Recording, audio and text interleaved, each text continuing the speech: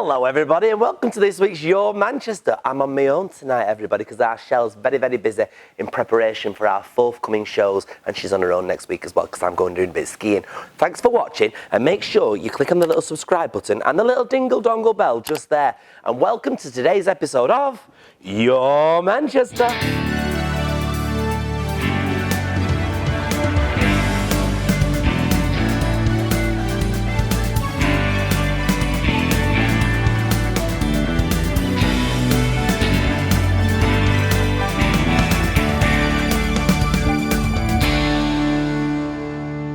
Well everybody, like I say, we've got a jam-packed show for you, but first of all, I want to know what's going on that television over there. So let's head over to our gorgeous Hayley. Hi, I'm Hayley and let's talk On the Box. Richard Gere is starring in a new BBC Two drama, Mother, Father, Son, which looks absolutely brilliant. Now, as we're filming this in the run-up to International Women's Day, I'd like to draw your attention to this little badge that I'm wearing. It says 50-50 equal representation of actresses. It is an industry-wide campaign aiming for equal representation by 2020. Currently, there are 2 or 3 male roles for every 1 female role. This campaign doesn't stop at performers though, it also includes creatives behind the scenes as well. Now, female writers are also pushing for equality and I'm pleased to say that Fleabag and Derry Girls, both written by women, are back on your screens, with Killing Eve returning in April. Now, the latest figures actually showed only 14% of primetime dramas have been written by women. The drama Gentleman Jack, also written by a female, is due to air soon, about Anne Lister. Now, on that note, it's important to mention that a new plaque was unveiled in York after the first plaque was accused of erasing her sexuality. More than 2,500 people signed the petition to complain, and the new plaque is very lovely indeed. There will also be a new Channel 4 drama called Adult Material, starring Sheridan Smith, who plays a leading British porn star, and it actually promises to look at how porn's influence on mainstream culture has affected society's ideas of consent. Now, one of the most exciting films on Netflix at the moment is Roma, which won Oscars, including becoming the first Mexican entry to win Best Foreign Language Film. It also became the first foreign language film to win an Oscar for Best Director. And it's set in 1970 and 1971. And it follows the life of a living housekeeper of middle-class family. Now, the film also won the Golden Lion at Venice International Film Festival, so I would definitely give this a watch. Now, moving over to something a little bit more serious, because you know I like to do this sort of thing every now and then, and I think it's quite important. The BBC Three documentary, Abused by My Girlfriend, caught my eye. I won't lie, it's a hard watch, but I think it's absolutely necessary that a documentary of this ilk has been broadcast. Do catch up on it because it tells you the remarkable story of Alex, who survived an abusive relationship with his girlfriend Jordan. Now, as we know, abusive relationships, that's both physical and emotional, are sadly very commonplace. It's on average 1 in 3 women and 1 in 9 men who have been affected. Years ago, I was one of those stats myself, and I often talk about it publicly as I want anyone who may be going through this currently to know that they're not alone at all. Now, the Greater Manchester Domestic Abuse Helpline is 0161 636 7525. The national helpline is 0808 2000 247. The website I would like to point you to is endthefear.co.uk.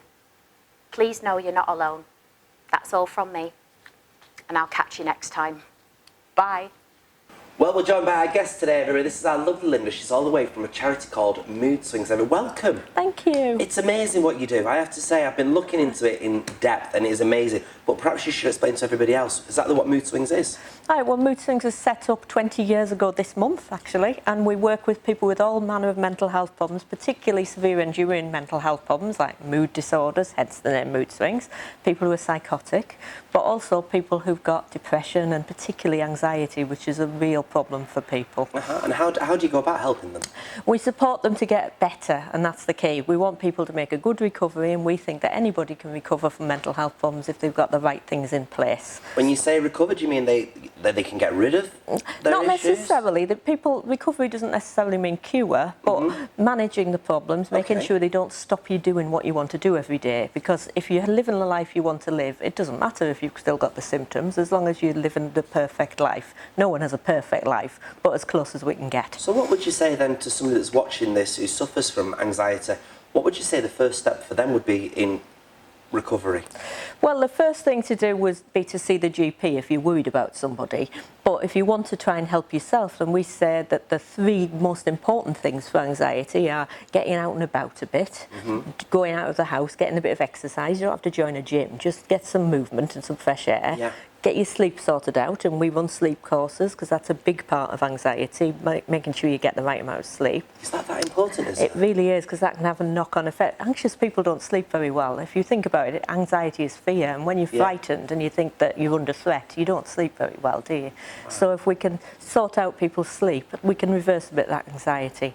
And also eat little and often, because that keeps our blood sugar levels up and makes sure we're not quite as susceptible to the symptoms. Wow, there's all these things that people might not necessarily know about. And they can help themselves by doing that kind of thing. Yeah. Now you're setting something up, aren't you? You're about to open something quite special, aren't you? Well, we've got a new project coming up, which will be a community cafe and a community hub, and we started building on Monday this week, so that's quite exciting for us and a little bit scary, but we're going to open in the summer, and anybody will be welcome to that for a cup of tea and maybe some soup or a sandwich, and just meet people. And if you do need some support and someone to talk to, there'll be people there, but it will also just be a normal working cafe. I suppose that'll work really well as a community eventually, won't it? For people that are suffering with these problems, they'll be able to come together and share, I suppose, won't they? That's exactly the idea, yes, because we know that anxiety and depression are made much worse and are much more likely to impact on people if they're isolated and they're not part of a community. So trying to build a community in our local area, which is very urban, is really important to us. There's so much, from what I read, that you're doing so much, you're raising so much money, you're doing this, you're doing that. What would you say is the most important thing from your charity, that your charity delivers? Well, of course we raise money in order to keep going and provide the services, but the most important thing we do is provide those services to people who need us. And we provide one-to-one support, which is all around setting goals and helping people to reach those goals. We have groups and things like singing and drama, confidence-building things. That's amazing. And we run courses on things like sleeping better, anxiety management, self-confidence and self-esteem, anything that helps people to get well, feel well and get a good work-life balance. So would you say that in this day and age that a lot more people are talking these days about anxiety and depression? I think so, yeah. I mean, we're certainly led to believe that that's the case because we've got campaigns like Time for Change and Time to Talk, and the Royal Family and some celebrities are talking about it a bit more. So I hope that has an impact and people feel more able to talk about it, yeah. And why do you think people didn't talk about it a while back? Well, there's a lot of stigma around it, and that doesn't affect me because obviously I look at things from a different angle. I talk about mental health all the time, so it's no different for me to say I feel I'm coming down with a bit of a cold or to say actually I feel a bit anxious today. To me, I can see no difference, but other people struggle sometimes to talk to the people around them and even the people closest to them. Because they feel embarrassed about it sometimes, don't they? Embarrassed, or sometimes they don't want to worry the people they live with. They don't want to put an extra burden on them. But I think the more we talk about it and normalise it and realise that everybody's got mental health problems, it's just about how well we're managing it at the moment, then it isn't such a big thing. So where do people go if they want to become part of the Moodswings community? Well, they can phone our helpline, which is open from 10 till 4 every weekday.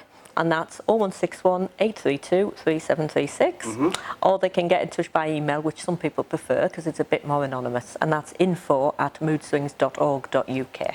It's absolutely fantastic. Thank you so much for your time and coming in. Thanks for inviting me in, it's lovely. It's amazing. It's absolutely wonderful. One person from our team that loves to be out and about is our Titters, and he's bringing you now the second part of his Walkabout series. Have a look at this. Bing bong! Welcome back to part 2 of Titters Around Silverdale.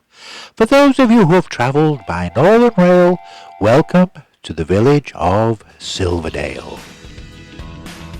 On leaving the station, you walk along Slackwood Lane past the golf course before you arrive at Leighton Moss Visitor Centre.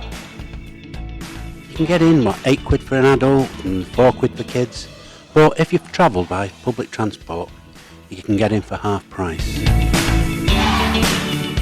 Bird tables are available on sale from the visitor centre for an extortionate price.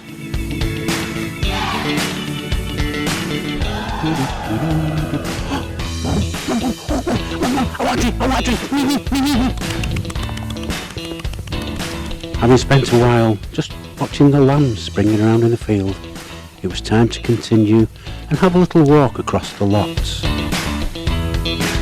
The lots are on the shoreline, looking out over the bay. The pathway continues into Bank House Farm. Along the way you can see, just on the shoreline, like this little cave just snuck away at the cove. Having left shoreline, we can walk up Cove Lane. One of these houses along here was once the house of Victoria Wood and Geoffrey Durham before they moved down to London. And to finish my walk, I return to the village, where we see the Royal, we see the Millennium Clock, Burrows, the butchers, and a very active village centre. A gentle place where, well, it still has its connections with the good people of Salford, who were evacuated during World War II. Well, wasn't that lovely to find out what he does when he goes walking around, trekking around, or as I call it, cruising. Anyway, that's it for this week's programme, everybody. I hope you all subscribe. Now, if you haven't, it's dead simple. There's a little red box that says subscribe. There's a little bell next to it. Click on that. Keep it going. Keep us going here on Manchester's #1 wonderful regional little YouTube channel. That is, of course, Your Manchester. Ta-ra!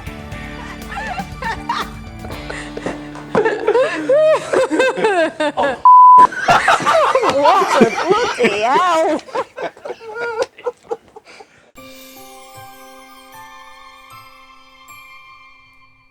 Just going to take this opportunity to tell you all about our live show coming here at On Bar, Manchester, on the 4th of the 4th. We have got special guests from Queer as Folk, that's Adam Zane, all the way from Brookside, the gorgeous Sue Jenkins, all the way from Ackley Bridge. Our guest announcer will be Sam Retford, and of course from Benidorm we've got Hannah Hobley and a fantastic guest as well. We've also got our gorgeous, very silent man all the way from Greenwich Street. His name is Adam Blease, and I do believe our Hayley's got somebody all the way from Corrie as well. I have Dolly Rose Campbell, aka Gemma. More guests will be announced as we get nearer to the time, and make sure you follow all the details about this fantastic one-night live spectacular only on Your Manchester.